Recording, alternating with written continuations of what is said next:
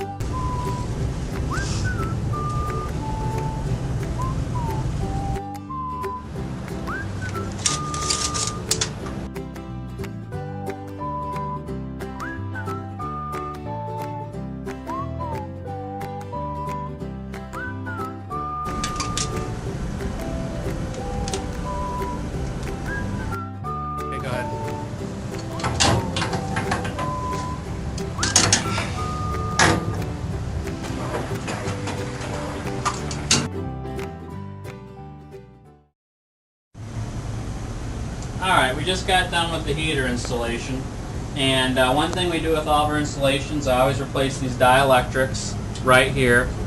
I replace any piping and then the T&P valve, and that's all included in the cost of our water heater installations. One other thing I wanted to show you guys is this over here. This is called a recirculation line system, and what this does is it has a pump on it, and it takes hot water from the furthest point to the house and it runs it into the water heater. So if you're ever experiencing long lapses in hot water, 1.5 to 2 minutes, you can do this type of system. It's a fairly good idea. It's a good idea, and it's fairly cheap for the way it works. And this is another thing we do too. It's called a water heater or water line recirculation system, and that's the end of the job.